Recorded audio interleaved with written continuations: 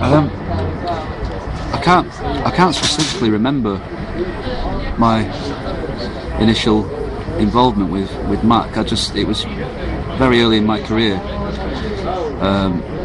before my first album was released in 2000. So kind of about the same time as my career was starting to happen, Pam approached me. I don't remember where or when. Probably at one of my early gigs, and told me about what had happened in Kosovo. That horrible event happened, and so I think at the time there was a few of us, like myself, bands like Doves, who were good friends of mine and still are, and we've got Jane Weaver, Andy Botel, Elbow, some of the bands on Twisted Nerve, my label, like Alfie, all of those, the usual suspects around Manchester, but we all know it. I think that's one of the nice things about Manchester as a community, especially the creative community, musicians, filmmakers, kind of all tend to know each other. You just migrate towards each other, so I think it made it easy for us all to be in one place, and for someone like Pam to have a focal point for us all to be involved in something like. I think people are generally kind-hearted in a city like this, and that's why it was a good thing for us all to be involved in. I think the earliest event I remember doing for Mac was a charity auction, and everyone was asked to donate something. I think Pam mentioned earlier I donated a gold record, which I just about got from my first album. So this would have been a year after Pam first approached me, and I also donated my original woolly hat, which was stupid because as soon as I saw it on stage, with the auctioneer holding it in his hand, it was like the final lot, like the big ending to the auction. I actually didn't think it was going to happen, but it did, and somebody started bidding, and it just kept going up in increments of the hundreds, and I ended up paying. I just couldn't bear to part with it, so I ended up paying over £2,000 to get my own hat back, which was pretty funny, but it was also for the charity, so I was happy to do it, and I just earned my first decent amount of money from making music, so it was a nice thing to do. And since then I've been involved in whatever has come along since. We did a gig at Blackfields a few years ago, we did an Eden project, but it's not like a day like today, seeing a lot of faces that you don't see that regularly, but you kind of know quite well. Sam and the Plants, Liam Frost, the Travelling Band, Jim Noir. I don't know Jim at all very well, but he's lived around the corner from me for 10 years, and I know loads of people that know him well, and he's a really nice guy.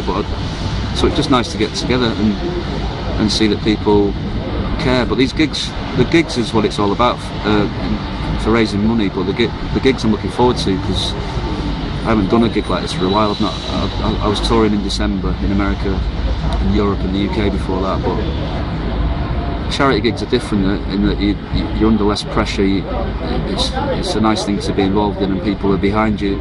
You know, nobody's judging you in the same way they might at a gig they paid to come and see you play.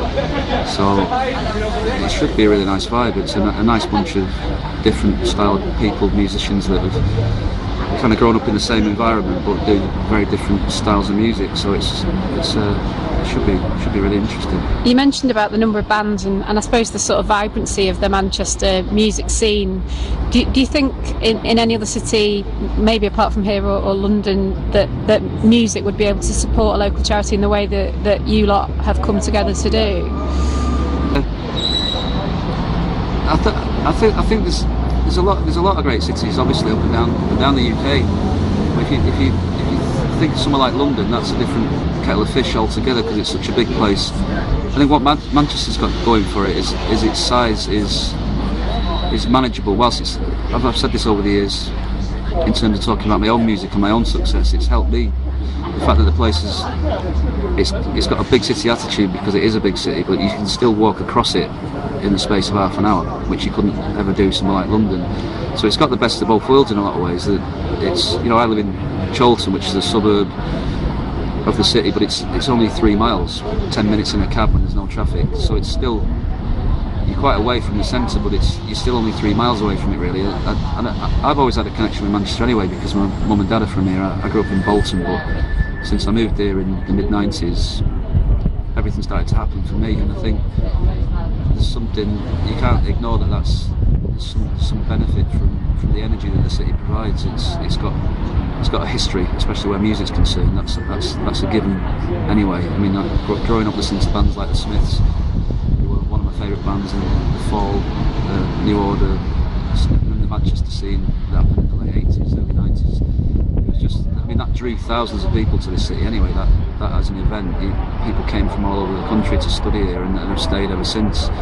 So it's got a certain magic about it, and I think, and I can also get tainted by it and get bored of Manchester occasionally, but I still come to certain parts of it and think, wow, it's an amazing place. And I think that's part of the reason why you can get a group of people like this together, because we all respect each other, and we're all kind of pleased to be part of this, the tapestry that Manchester is. That, you know, for me to be considered part of Manchester's musical history now, I'm really proud of that, because I was a big fan of it in the first place, and to be hanging out with people like Andy Rourke the other day, and knowing people like Bez. I saw Bez the other day, and I mean, he's always, people ridicule Bez because he's a bit of a comedy figure, but he's a really lovely man, and he was always supportive of me, even from the first time we ever met in a bar in Chorlton, and he was saying, "Oh, nice one, mate, well done." You know, Ian Brown phoned me up.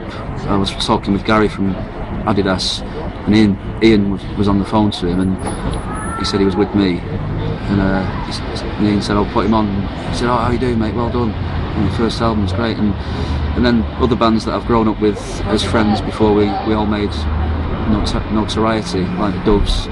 So there's just genuinely a spirit there that runs all across from the past to the present, and I'm just quite proud to be a part of that. You know, my girlfriend Claire, she's grown up with the history of Manchester as well. She was a big Hacienda goer, and so between us we're steeped in that, and my kids are growing up in that as well. And so it's, when I don't think about these things too much, but being asked the questions makes me feel quite proud of it, and the fact that, you know, it's not a big deal to ask us to turn up and do a gig.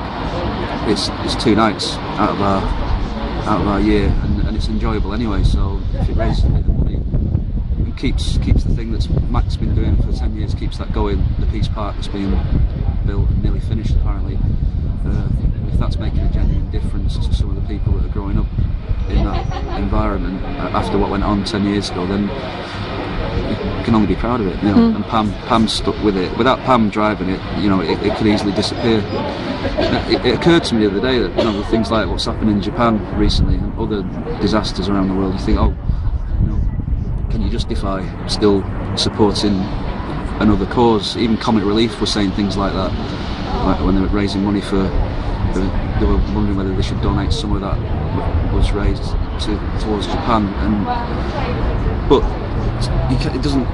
There's so much crap going on in the world. You can't do it. So it's important, more important than ever, really, to stick to a charity that you've been involved in. That's why I'm staying with it, and why I'm proud to do these gigs. Because charities need continual support, and, you know, the problems don't go away overnight. So you've got to see it through, really. I might still be doing this in another 10 years, or maybe by then you know, the problems will have been sorted. But it's the kind of charity where once you start it, you've got to stick with it, and that's why I'm glad to be involved again, because I've not really done much for a few years, and I feel like I'm a bit lazy. Excuse me. Have you been out to Kosovo, or would you, if you haven't, would you like to go out there? Yeah, well, no, I haven't been because circumstances haven't allowed it, and whenever Pam's made trips over there and mentioned it to me, it's just clashed with other things that I've had going on, whether it's making an album or been on tour or something else got in the way. But she mentioned earlier the possibility of us doing perhaps a gig out there, which I think that'd be the best thing, if we could go out there and do a gig in the actual park. I think that's what probably the ultimate climax to what we've done already would be, if in the near future there was a gig. I think that's been mentioned loosely. That would be the appropriate thing to sort of celebrate in the place that we've all been supporting for so long, and to actually connect with some of the people that have hopefully benefited from all these people that have helped for 10 years. So I'd be up for that if that was a, you know, take my kids over there and speak to some of the people, see what's gone on. I mean, I don't know all of the history. I just know that I know the general outline of what went on, and some of the survivors came to Manchester, and that was what initialised the relationship between Mac and the Cossaman people. So it's just a nice thing to be involved in generally. Speaking of the future, I've got to ask you, because you mentioned a couple of times about expecting a call from Robert De Niro. Are you working on a film with him or something? I was just joking before that. Yeah, I'd have to be quick with the interview I did, because I was expecting a call off Bobby, Sir Bob De Niro. It's kind of I'm bending the truth, because he's probably not going to call. I've been asked to do a film which he's involved in. He's the main actor, and funnily enough, he was when I did the soundtrack to About a Boy in 2002. Robert De Niro was one of the executive producers on that, which I've forgotten about. But I never met him, but he part funded the filming of About a Boy, and he became friends with the directors, the Weitz brothers, Chris and Paul Weitz. And I had a call yesterday off Paul asking me if I'd do this film, which sounds really interesting. It's a true story and a quite dark subject matter compared to About a Boy. And so I love it when I get an offer like that. Nothing to do with the financial aspect, which it's probably not going to be a big money earner. It's a low budget film. Paul's chosen to do it low budget, so he's got more control over the outcome, which is kind of what you have to do. And i.e., he can ask me to do the music rather than someone forces any old music on him. So he's got the freedom to ask me. So it's just it gets my mouth watering in terms of what it might bring from me musically, because like when I did About a Boy or the Fattest Man in Britain soundtrack, I wrote songs which I wouldn't have otherwise written, and that for me is rewarding in itself, because it's part of my catalogue. You know, some of my favourite songs are the soundtracks I've done. Other people's favourite songs of mine have come from About a Boy and the film work I've done. So it can't be a bad thing. Is it another full soundtrack that you did? Speculatively. I don't know. It could turn in. It depends. It's like how long is a piece of string sometimes. With About a Boy, it was like I just kept writing songs, and it ended up with about 10 or more songs, as well as the incidental music. I didn't know where to stop, really, because I was like a kid in a toy shop at that time in my career. And with this one, we've already made a loose discussion about it being. I'd rather find one amazing theme that is the signature to the film, and then whatever spins from that, you might end up with 2 or 3 songs. But just to get a classic theme for a film, the challenge is just really interesting. If you can somehow capture what the essence of the mood of the film is with a piece of music, you know, if you think of any of your favourite films and the music that's associated with it, if you can get that right, it's a real thrill, because it's going to be there forever. You know, I see About a Boy now and again on the TV, and I always end up watching it, and I still like watching it. I don't like hearing me or my voice in it particularly, but I like the mood of it and what I managed to add to it. So it's quite a fascinating process, which I feel really quite honoured that people keep asking me to do stuff, because I'm still a novice now. I mean, I was then, but it's all guesswork. But it's quite a thrill if you can get something to gel and work to your advantage. I got involved with this project about 2 years ago. Joe from the Travelling Band got in touch with me while I was in the middle of making my second record, and asked me for a song for this compilation album that they were doing. They gave me a version of one of the songs from that. It was like a demo version or a half-mixed version of the song from the album.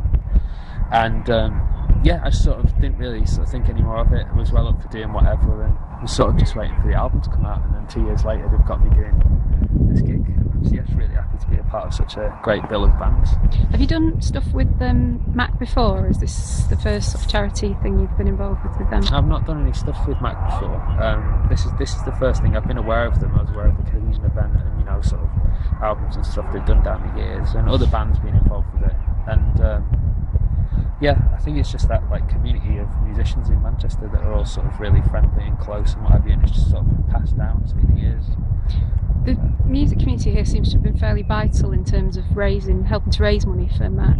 Did you know about their work? Did you feel it was important for you to get involved once you knew about them?